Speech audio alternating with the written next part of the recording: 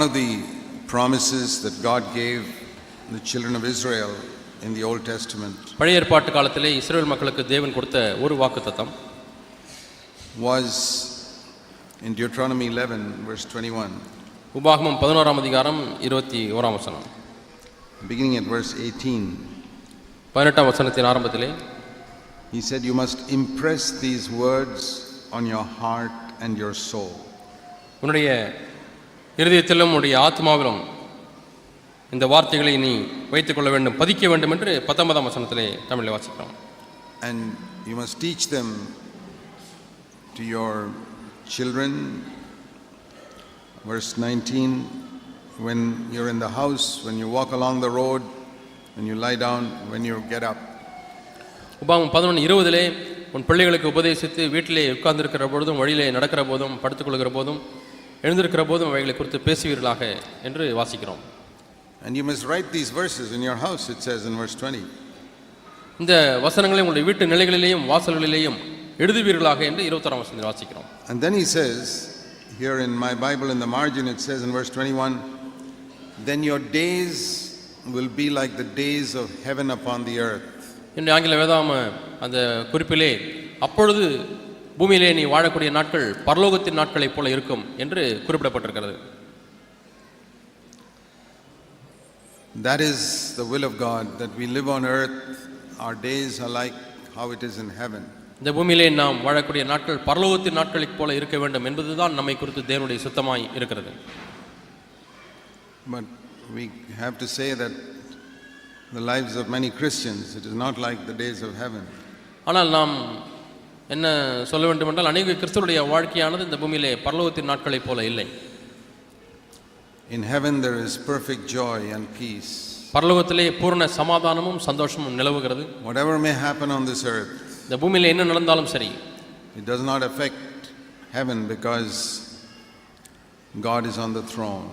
அது பரலோகத்தை பாதிப்பதே கிடையாது. ஏனென்று சொன்னால் அங்கே தேவன் சிங்காசனத்திலே அமர்ந்திருக்கிறார். The devil cannot find any place there. பிசாசுக்கு அங்கே எந்த ஒரு இடமும் கிடைப்பதில்லை. And if we live like that, நாமும் அப்படி வாழ்வோமானால் we can experience heaven in our lives. பரலோகத்தை நம்முடைய வாழ்க்கையிலே நாம் அனுபவிக்க முடியும். It says in Ephesians 4 எபேசியர் 4ஆம் அதிகாரத்திலே வாசிக்கிறோம் in verse 27. 27ஆம் வசனம். Don't give any place to the devil. பிசாசுக்கு இடம் கொடாமல் இருங்கள். Don't give any place to the devil. பிசாசுக்கு எந்த ஒரு இடமும் கொடுக்க கூடாது. That's a good command for us to obey. கீழ்ப்படிவதற்கு இது நல்ல ஒரு கட்டளை. Don't give any place to the devil in your heart or in your home or in your church. உன்னுடைய இருதயத்தில் ஆகிலும் சரி, உன்னுடைய குடும்பத்தில் ஆகிலும் சரி, உன்னுடைய சபையில் ஆகிலும் சரி, பிசாசுக்கு இடமே கொடுக்க கூடாது. Because that is what heaven is like. ஏனென்றால் அதுதான் பரலோகம் அப்படிதான் இருக்கிறது. Heaven is a place of perfect peace and joy because they give no place to the devil. பிசாசுக்கு இடமே கொடுக்காதபடினாலே பரலோகமானது பூரண சமாதானமும் சந்தோஷமும் நிறைந்த இடமாய் இருக்கிறது. So we can say that the reason why we lose peace and joy is because somewhere in our life we have given some place to the devil. நாம் ஏன் சந்தோஷத்தையும் சமாதானத்தையும் இழக்கிறோம் என்று சொன்னால் ஏதோ ஒரு இடத்திலே நம்முடைய வாழ்க்கையிலே பிசாசுக்கு கொஞ்சம் இடம் கொடுத்து விட்டோம். We must acknowledge that. அதை நீங்கள் முதலாவது ஒத்துக்கொள்ள வேண்டும். Then you must ask the Lord, Lord, where have I given place to the devil? Why have I lost my joy? Why have I lost my peace? ஆண்டவரே, என்னுடைய சமாதானத்தை நான் ஏன் இழந்து விட்டேன்? என் சந்தோஷத்தை நான் ஏன் இழந்து விட்டேன்? எங்கே நான் பிசாசுக்கு இடம் கொடுத்தேன்? எனக்கு காண்பியும் ஆண்டவரே என்று கேட்க வேண்டும். See this lovely verse in Revelation chapter 12. அருமையான இந்த வசனத்தை நீங்கள் பாருங்கள். வெளிப்படுத்தின விசேஷம் 12ஆம் அதிகாரம் verse 7 and 8. 7-8 வசனங்கள். There was war in heaven. வானத்திலே யுத்தம் உண்டாயிற்று. That's just like we have war in our heart or against the devil. நம்முடைய உள்ளத்திலே பிசாசுக்கு விரோதமாய் நாம் ஒரு யுத்தம் பண்ணுகிறதை போல. And here it says the archangel Michael and the angels were fighting with the devil. இங்கே நாம் வாசிக்கிறோம், மிகாவேலும் அவனை சேர்ந்த தூதர்களும் பிசாசோடு கூட யுத்தம் பண்ணுகிறார்கள். And the dragon, the devil and his demons were also fighting. வலு சர்ப்பமும் அதை சேர்ந்த தூதர்களும் பிசாசுகளும் அங்கே யுத்தம் பண்ணுகிறது. But they were not strong enough. ஆனால் அவர்களுக்கு போதிய வலிமை இல்லை. And there was no place found for them in heaven. 8ஆம் வசனத்தில் வாசிக்கிறோம், வானத்திலே அவள் இருந்த இடம் காணப்படாமற் போயிற்று. There was no place for the devil in heaven. பரலோகத்திலே பிசாசுக்கு இடமில்லை. And what did he read in Ephesians 4? எபேசியர் 4ஆம் அதிகாரத்தில் என்ன வாசிக்கிறோம்? Don't give any place to the devil yourself. நீங்கள் பிசாசுக்கு இடம் கொடாமல் இருங்கள். We may have to fight a war, ஒருவேளை அதற்காக யுத்தம் பண்ண வேண்டியிருக்கலாம். but we must say, Lord, I am not going to give any place to Satan in my heart, in my home, or in my church. ஆண்டவரே, என்னுடைய இருதயத்திலோ என்னுடைய குடும்பத்திலோ சபையிலோ நான் சாத்தானுக்கு இடத்தையே கொடுக்க மாட்டேன் என்று நாம் சொல்ல வேண்டும். That is the way to a life of joy and peace. That's the way how you can have a heavenly life on this earth. இப்படித்தான் நீங்கள் பரலோக வாழ்க்கையை பூமியிலே கொண்டிருக்க முடியும். இதுதான் சமாதான சந்தோஷத்துக்குரிய வழி. And there's something I want you to notice here in Revelation 12. வெளிப்படுத்தின விசேஷம் 12ஆம் அதிகாரத்தில் இன்னொரு காரியத்தை நீங்கள் கவனிக்க வேண்டும் என்று விரும்புகிறேன். When the devil was thrown down to the earth, சாத்தான் இந்த பூமியிலே கீழே தள்ளப்பட்ட பொழுது, we read that in Revelation 12 verse 9. வெளிப்படுத்தின விசேஷம் 12ஆம் அதிகாரம் 9ஆம் வசனத்தில் வாசிக்கிறோம். Who was the one who was thrown down, who is being thrown down to the earth here? இந்த பூமிக்கு கீழே தள்ளப்பட்டவன் யார்? He is called in verse 10 the accuser of the brethren. 10ஆம் வசனத்திலே நாம் வாசிக்கிறோம், சகோதரர் மேல் குற்றம் சுமத்துகிறவன். In heaven, nobody accuses anyone of anything. பரலோகத்திலே யாரும் யாரையும் குறை சாற்றுவதே கிடையாது, குற்றம் சொல்லுவதே கிடையாது. But Satan is called the accuser. ஆனால் சாத்தான் குற்றம் சாட்டுகிறவன் என்று அழைக்கப்படுகிறான். That means one who has always got a complaint against somebody else. அதாவது யார் மீதாவது ஏதாவது ஒரு குறை எப்பொழுதுமே இருந்து கொண்டே இருக்கும், அவன்தான் சாத்தான். And when he is moving around the earth right now with all his demons, இப்பொழுது பிசாசு அவனை சேர்ந்த தூதர்களோடு கூட இந்த பூமியிலே உலாவிக் கொண்டிருக்கும் பொழுது, and he is infecting people with his spirit. அவன் தொற்றுவாதியைப் போல தன்னுடைய ஆவியை ஒவ்வொருவருக்காய் தொற்றிக்கொள்ளச் செய்கிறான். And when you get infected by the spirit of Satan, how do you know you've been infected? இந்த சாத்தானுடைய ஆவினாலே நீங்கள் பாதிக்கப்பட்டிருக்கிறீர்கள் என்பதை எப்படி கண்டுகொள்ளலாம்? If you have a disease, the doctors will say, take your blood to get a test done. டாக்டரிடத்திலே நீங்கள் செல்வீர்கள் என்று சொன்னால் உங்களுக்கு வியாதி இருக்கிறதா இல்லை என்பதை கண்டுபிடிப்பதற்காக இரத்த பரிசோதனை செய்வார்கள். கொஞ்சம் இரத்தத்தை எடுத்து பரிசோதனை செய்வார்கள். They examine the blood and then they find, hey, there's some sign of disease here. அந்த ஆய்வு சோதனை கூடத்திலே அந்த இரத்தத்தை பரிசோதித்து இதிலே வியாதி கிருமிகள் இருக்கிறது, ஆகவே உங்களுடைய சரீரத்தில் இந்த வியாதி இருக்கிறது என்று கண்டுபிடிப்பார்கள். In the same way, how do you know you've been infected by Satan? அதே விதமாக சாத்தானாலே நீங்கள் பாதிக்கப்பட்டிருக்கிறீர்கள் அல்லது அது உங்களுக்கு வேலை செய்கிறது எப்படி நீங்கள் அறிந்து கொள்ளலாம்? When you have a complaint against somebody. நீங்கள் யார் மீதாவது ஒரு குறை உங்களுக்கு ஏற்படுமானால். Do you have a complaint against somebody right now? இப்பொழுதே யார் மீதாவது உங்களுக்கு ஒரு குறை இருக்கிறதா? You have a complaint against your parents? பெற்றோர் மீது உங்களுக்கு ஒரு குறை இருக்கிறதா? Complaint against your wife? மனைவியின் மீது உங்களுக்கு ஒரு குறை இருக்கிறதா? Complaint against your husband? புருஷனுக்கு விரோதமாக உங்களுக்கு ஒரு புகார் இருக்கிறதா? Complaint against the elders? மூப்பருக்கு மேலே உங்களுக்கு ஒரு புகார் இருக்கிறதா? Your complaint against your brothers? சபையில் உள்ள சகோதரர்கள் மீது உங்களுக்கு ஒரு புகார் இருக்கிறதா? Complaint against your fellow elder? சக மூப்பர் மீது உங்களுக்கு ஒரு குறை சொல்லுகிறீர்களா? Complaint against other sisters? மற்ற சகோதரர்கள் மீது ஒரு குறை சொல்லுகிறீர்களா? Complaint against your mother-in-law? மாமியாரை குறை சொல்லுகிறீர்களா? Or somebody cheated you of the property? உங்கள் சொத்திலே உங்களை வஞ்சித்தவர்களுக்கு மேல் உங்களுக்கு ஒரு குறை இருக்கிறதா?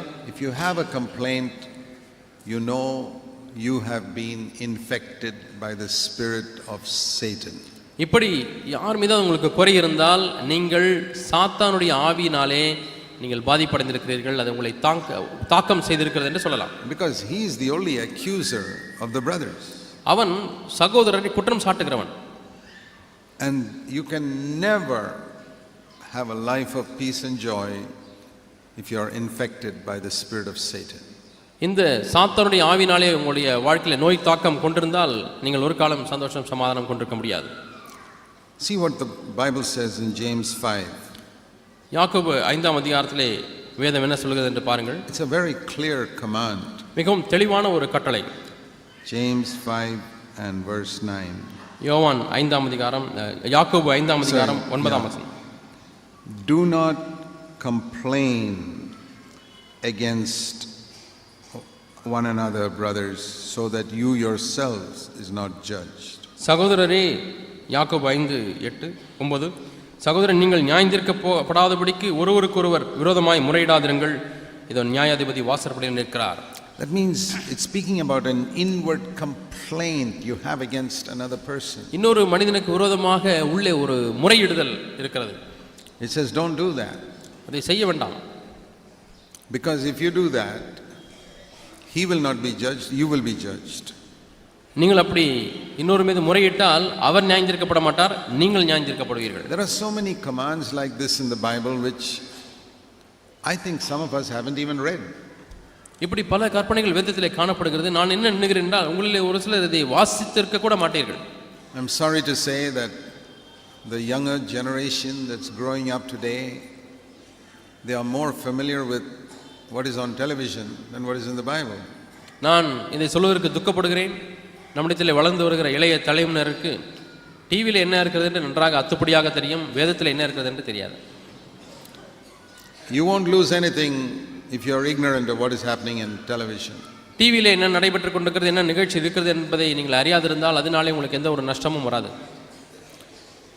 But if you are ignorant of what is in scripture, you can lose a lot for eternity. ஆனால் வேதத்திலே என்ன இருக்கிறது என்பதை அறியாமல் இருப்பீர்கள் என்று சொன்னால் நித்தியத்திலே பெரிய ஒரு நீங்கள் ஒரு இழப்பை சந்திப்பீர்கள். So, if you welcome joy and peace from the front door of your house, உங்களுடைய வீட்டு முன்னால் இருக்கக்கூடிய கதவின் மூலமாக சந்தோஷம் சமாதானம் வர வேண்டும் என்று நீங்கள் வரவேற்கிறீர்கள்.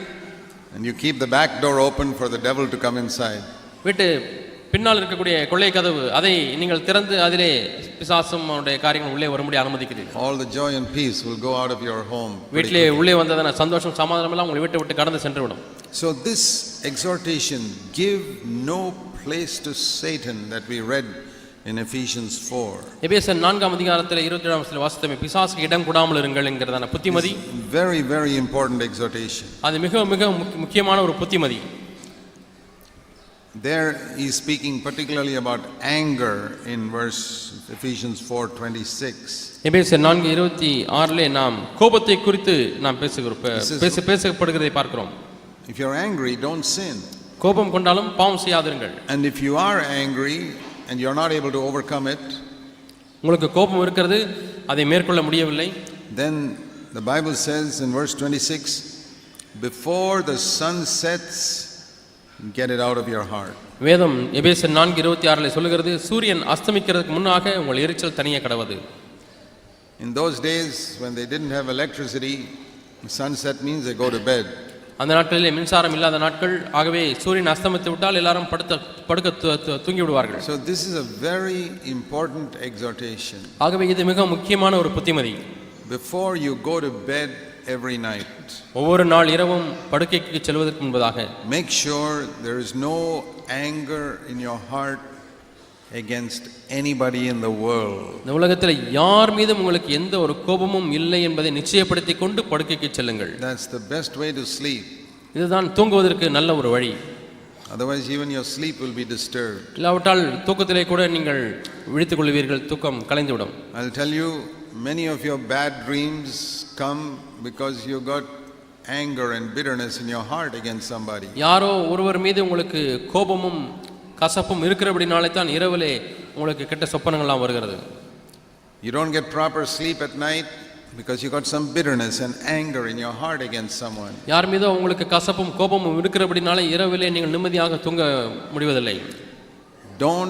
The next verse says, don't give any place to the devil, verse 27. 27ஆம் வசனத்திலே பிசாசுக்கு இடம் கொடாமலும் இருங்கள் என்று சொல்லப்பட்டிருக்கிறது. So meaning is, if you go to bed at night with some bitterness or anger in your heart, அதனுடைய பொருள் என்னவென்றால், நீங்கள் இரவிலே உள்ளத்திலே கோபத்தோடு கசப்போடு படுக்கைக்கு செல்வீர்களானால்,